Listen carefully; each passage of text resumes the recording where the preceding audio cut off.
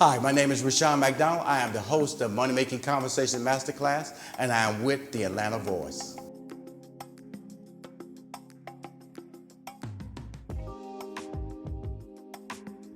Start by telling us a little bit more about Money Making Conversations and Masterclass. What made you start it, and what is it all about? Okay, Money Making Conversation Masterclass was an enterprise that I started when I was still managing Steve Harvey. It's an idea I did on my Facebook page back in 2014 when I was still managing. I stopped managing officially in 2016, and I was trying to find my voice. Because from 2000 to 2016, I was managing basically. Steve Harvey was my voice. I was a marketing branding expert for corporations, for talent, for TV shows like Family Feud. His book that sold over 3 million copies. From a marketing perspective, I was responsible for that. The launching of his talk show, the concerts, the neighborhood awards / hoodie awards. All that was marketing branding that was created through my relationship with Steve Harvey. So in 2016, when I stopped managing, I didn't have a voice. In fact, for the next 2 years, I basically was still managing him based on reputation alone. But Money Making Conversation Masterclass, it was originally called just Money Making Conversation, because you can go right now to moneymakingconversation.com and see interviews with celebrities, directors, entrepreneurs, corporate leaders, faces you'll be very familiar with. But I don't want the brand to be just known for talking to famous people, because it's about entrepreneurship. It's about giving people a shot with information so they can win in everyday life. And that's where we miss the boat so many times. We don't understand the path to success because nobody ever tells you how to be successful. That's what Money Making Conversation Masterclass is. I tell you how to be successful with facts, with very in-depth interviews that I do on my show, journeys, dreams, goals, sometimes falling short, but getting jump-started by new ideas and people that you introduce into your life. Now, can you tell us a little bit about your background, what you were doing before you were managing Steve Harvey, where you come from, and then also some of that journey as well? My name is Rushion McDonald, born in Fifth Ward, Texas. Fifth Ward, Texas, of course, Houston, Texas. So my sisters, 6 sisters, 2 brothers. My father was a truck driver, 3rd grade education. My mom was a high school graduate. So basically, I come from what one would say modest beginnings. And I also say that because of the fact that my company's name is 3815 Media. And 3815 Media are the street numbers from the house I was born in, which was a shotgun house. It was a 2-bedroom shotgun house in Houston, Texas, in the community of Fifth Ward. That was my beginning, but that's definitely not my end, because I was a dreamer, and I had people in my life who we now call mentors who saw things in me I didn't see. And that's my goal in life, to see things in people and push them beyond their own personal expectations. And I did that in my entire life. I graduated from college with a math degree, minor in sociology. Sociology changed the way I look at life back then and today. It gave me a perspective of how people engage each other and why they do.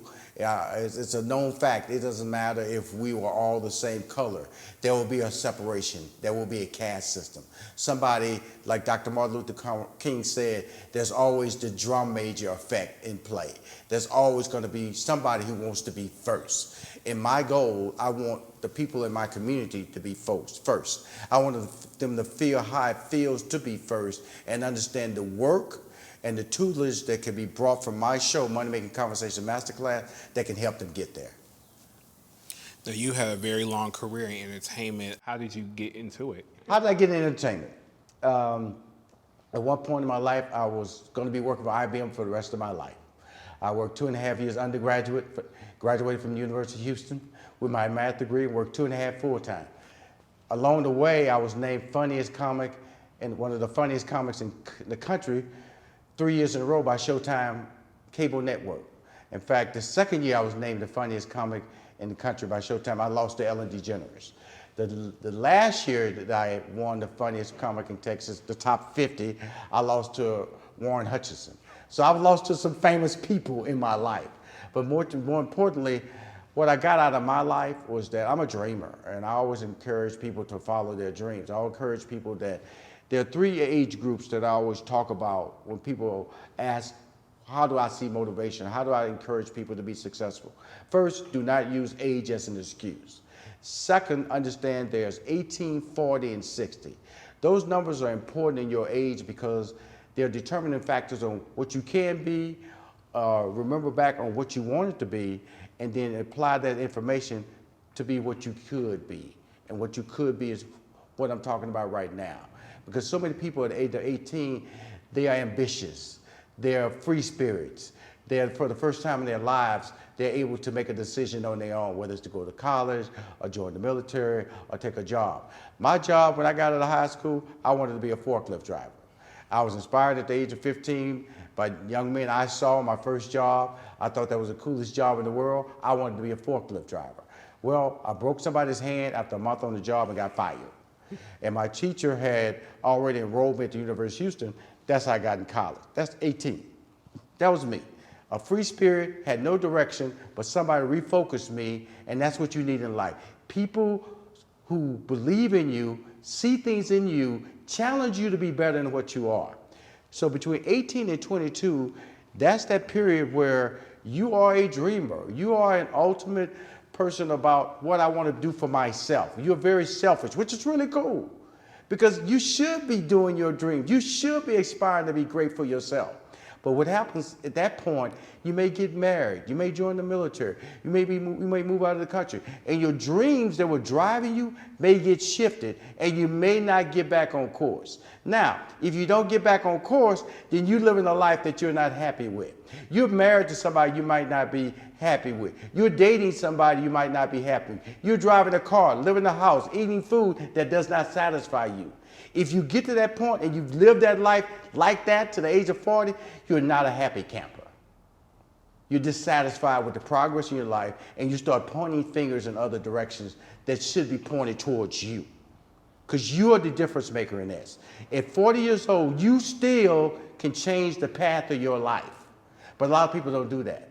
They get depressed, they gain weight, they become a bad person in the relationship, they're a finger pointer, and guess what's waiting on them? 60. Because somebody in their mind told them a long time ago that at 60, you should start considering retirement. There's no such thing as retirement as we know today. You have to work beyond that. That means you have to plan beyond that. You have to dream beyond that. If you dream beyond that, then age will not be an excuse and you will not be successful. That is how I built my life. That is how I preach my life. That is how I encourage people to live their life. Do not use age as an excuse. If you use age as an excuse, then you'll be a dissatisfied person about your own personal opportunities. Now, you categorize yourself as a dreamer, and dreams are one thing, but what point in your life did you become not just a dreamer, but a doer, putting it to action? Okay, cool. I am a dreamer. Everybody's a dreamer, but tied to dreaming have to be goals. And so you hear the famous phrase, going out on faith.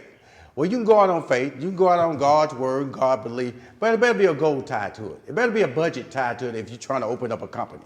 And so that separates the dreamer who is successful from a dreamer who's frustrated. I am not a frustrated dreamer. I'm a person who knows how to multitask. I'm a person who understands that there is failure if you don't plan. I'm also a person who consistently, Monday through Friday, gets up at the same time every day. Awesome. And what time is that, just for the record? 4:30 a.m. I was hoping you'd ask me what time I would get up. 4:30 a.m. When I say 4:30 a.m., either it's going to shock most people back into bed or make them say, I would never do that, which is fine. I'm not asking you to live my life. 4:30 a.m. is my time. Your time may be 5. Your time may be 5:30. Your time may be 6. But your time cannot be tied to the snooze button. Anybody who's waking up and hits the snooze button is not an effective or successful person. What's something that you learned from your guests when you started the Money Making Conversations Masterclass in the beginning? What's something that shocked you when you started having these conversations? What I've learned from my guests on Money Making Conversations Masterclass is that everything does start with a dream. Everything does start with the impossible thought. Everything does start with the naysayers. I always tell people to lead with their gifts. If you lead with your gift, don't let your friends, family, or coworkers stop you from planning or living your dreams. That's what Money Making Conversations Masterclass is all about. These people do not let their coworkers stop them. their family stopped them, or their friends stopped them. If any of these people allow that to happen, then they will not have the success stories that they're sharing with me on the show. So what in the end means that you have to surround yourself with people who, they use the word like-minded, or people who believe in the same passion or the same goals or the same aspirations that you have in life. You have to surround yourself with people like that. If you surround yourself or have people around you that don't have the same passion, you are very frustrated and your business or your dream will collapse. What's something that you were taught by a guest that you didn't know before? What the thing I've been taught by my guests is to become a good listener and not to know everything. If you feel that you know everything, but I will tell you this is a quote I tell everybody. I wake up every morning dumb. So I'm comfortable with taking on new information. So I've learned from my guests to accept new information. I've learned from my guests that I'm not the smartest person in the world. I've learned from my guests that if you want to believe in something, it has to be planned, it has to be coordinated, and it has to be something that you're willing to put the work in. Awesome. What brought you here to Atlanta? What brought me to Atlanta? I'm originally from Houston, Texas, like I stated, born and raised there. I moved to New York, lived in New York 2 years. Then I moved to LA, lived in LA for 15 years, lived in Chicago for 15 years. With Steve Harvey and I had moved from LA to New York City for a syndication deal we did with Clear Channel, which is now iHeartRadio. That deal expired in 2007 because contractually we had to stay up there 2 years, from 2005 to 2007. We were looking for a place to move our headquarters. Well, guess what? Every time we did an engagement, every time we flew, for some reason we connected through Atlanta. So we decided to cut out one of the connections, and that's why we moved to Atlanta. And that's why I've been ever since. What's some of the things that you've been doing in Atlanta since you stopped managing Steve Harvey in 2016? Well, since I've been in the Atlanta market, I've developed a brand called HBCU College Day. It's a phenomenal brand. I didn't graduate from HBCU. I am a person from a predominantly white institution, University of Houston. But I understand and appreciate the value of black excellence. I know that 80% of the doctors and dentists who are black came from HBCU. I know that 40% of the members of Congress who are black come from HBCU. I know that 50% of the black teachers come from HBCUs. I know that 24 or 25% of the STEM graduates come from HBCUs. These are numbers that we don't hear about HBCUs. My job is to take those 4 letters, the same gift that God has given me to market and brand for Ford, the Home Depot, for the Steve Harvey, for TV shows. I am turning that same level of excellence and pointing it towards HBCUs because they should be recognized not so much for the bands, not so much for their athletics, but for the academic success stories that they create annually. And I would tell you honestly, the PWIs are taking credit for it because of the fact that we're not recognizing that Spelman is doing. We're not recognizing what Howard was doing, what Clark Atlanta University is doing, Morris Brown is doing, Morehouse School of Medicine is doing, because we feel that Georgia Tech is doing it. We feel that the University of Georgia is doing it. My job is to shine that light back at HBCUs and promote the honest academic value and the success stories. So when they're giving that money to these HBCUs, people understand you're creating incredible body of academic wealth, corporate leadership, and tax-paying citizens. Are there any other products or organizations that you have created within the last couple of years? Well, yes, I have several. Like I said, right now I'm working on the Jazz Music Award for WCLK. That'll be October 22nd at the Cobb Energy Center. I'm also working on my HBCU Story platform. I'm also going to launch in the fall the HBCU College Day Football Scoreboard. And so all these platforms that we are creating are geared towards the HBCU community, but it's about black excellence because it impacts positively everybody. But everybody that needs to know it falls under the umbrella of Money Making Conversations Masterclass. I'm so proud to say that Money Making Conversations Masterclass is now the #1 syndicated weekend show on black radio. So we are starting to come into households and we're starting to build a brand that was resonating with the general public and most importantly, the black community. The funny thing about life, when we look at people who are trying to achieve success, we are built on certain things that we know. We know how to buy a car. We know how to buy furniture. We know how to buy TV, accessories. We know how to buy a home if you're fortunate to own, be in that position with your credit and be set up in the position to make that down payment. I made a decision I didn't think I would ever make. I bought a building during the pandemic. And I say that proudly because that's not something you hear often in the black community. Bought a building. It's a 3-story building in the Peachtree Corners district, which is in the Gwinnett County. And it's where I have 10 full-time employees, and we market, develop, curate, produce content that is multicultural for our community, that creates positive and motivational opportunities for us to feel better about ourselves and for us to creatively understand our place in America and in this world. That's what we do at 3815 Media, Inc. It's a website that I designed through my staff that tells our story and shows our voice from a multicultural perspective. That's what that building allows me to do. It's sitting on a 1-acre property. I am the only building on that lot, and it has turned my value system when people come to me into a very respected business platform. Is there anything that we haven't talked about that you want to touch on before we leave? I just want to let everybody know about Black excellence. I think that when people look at us, so often on the news, I hate the news. I get up at 4:30, I watch the news. I hate seeing people of color being showcased as violent, people who are looking for helping hands, people who are on the streets, corners. The African American community is not controlling their narrative. The narrative is being dictated by the media, whether you're on MSNBC, whether you're on local news, whether you're on Fox Television, on CNN. We as a people have to start controlling our narrative.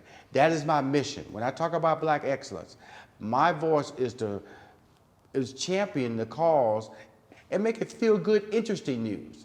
I always tell people, the news doesn't start the way the news start because they want to tell that story. They want to scare you. They want to scare you so you can look at them and say, they got my back. That's why they start early news with the weather. They want to let you know, if you don't come here, you might walk out that door, freeze to death. You might walk out that door, get wet. Might walk out that door, wear the wrong clothes. They're going to tell you about traffic, but more importantly, they're going to tell you what communities or what areas not to go into. But unfortunately, when they start talking about the fear factor, it's the people of color that they're talking about. My job is to change that. That is my wish, and that is my task, and that is what I am accomplishing on a daily basis when I talk about Black excellence.